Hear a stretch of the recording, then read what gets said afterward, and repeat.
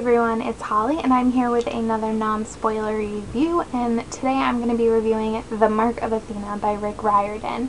So this is the third book in the Heroes of Olympus series, and I don't plan on spoiling this book, but I am going to talk fairly openly about the previous two books. So if you have not read those, I wouldn't watch this video just in case I potentially spoil you for anything, but I do have video reviews of those if you want to check them out. So I'm assuming at this point you've read the first two books, or maybe you've even read this. I actually usually don't watch video reviews, even if they're non-spoilery, until after I read the books. Does anyone else do that? Is that weird? I don't know. So like I said, this is the third book in the Heroes of Olympus series, and just a quick synopsis of this one. It kind of picks up right after the Son of Neptune leaves off, so the gang from Camp Half-Blood are arriving at the Roman camp, which, if it has a name, escapes me. So everybody's kind of meeting or reuniting. Persebeth, woo! And then they are going off on their journey to kind of fulfill prophecies and whatnot. A huge part of this story is Annabeth having some personal struggles with a task given to her by her mother, Athena, and that's kind of a huge part of the story.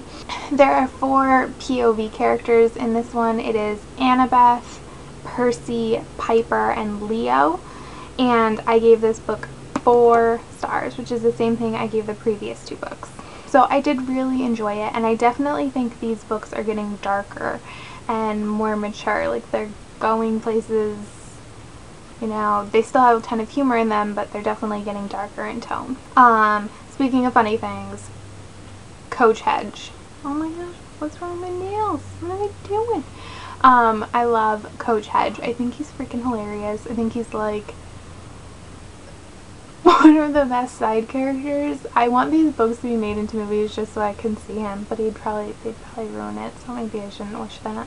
And I will say, I mean, if you couldn't tell from the synopsis-y part, this definitely has a lot of the same plot devices and plot type as the other books that Rick Riordan writes. So they're on like a time-sensitive quest, and they have to fight monsters along the way, and there's, you know, craziness and things. But really what I want to talk about is the characters, because I think at its core that's probably the most important part of the story and why people really like it. I am so happy Annabeth finally got a POV. Oh, I'm gonna put this on. Why am I just holding it? Like, whatever. I'm so glad Annabeth finally gets to tell like her story in a way.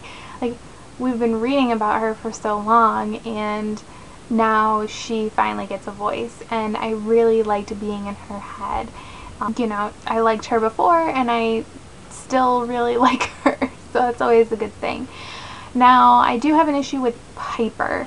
I really liked her in the first book, and in this one I kind of struggle to understand why she even was a POV character. Like, I almost feel like Rick Riordan was like, well, I need to have another girl, and Hazel isn't doing too much, so Piper.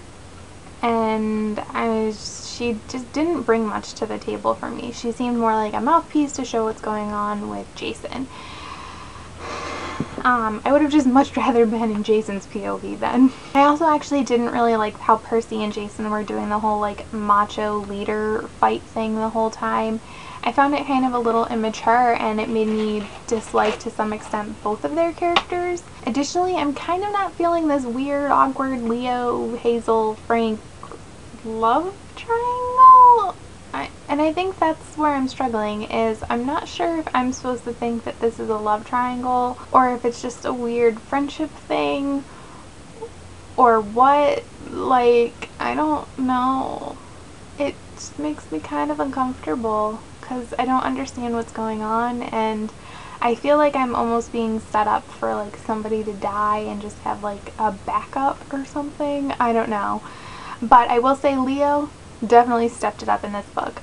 I freaking loved him in this book. He was my least favorite character in The Lost Hero, but in this one he was great. I thought he was funny. He was probably my favorite character to read from. I thought he had a lot of like commentary on events, and he was a huge part of the humor, but he's definitely a serious character, and I hope he continues to be a presence, because now I like him. So last but not least is, would I recommend this? I'm going to be honest, I think I said this in the last video, It's going to be the same for all these books probably. If you like Rick Riordan, you're going to like this book. So, you know, at this point, if you liked the previous ones, you're just going to keep going no matter what I say. And you should, because they're the same. They're just as good. They're just as interesting and just as funny. So if you have any comments or questions about the Mark of Athena, please feel free to leave them down in the comments below. No spoilers, please. And thank you so much for watching. Bye.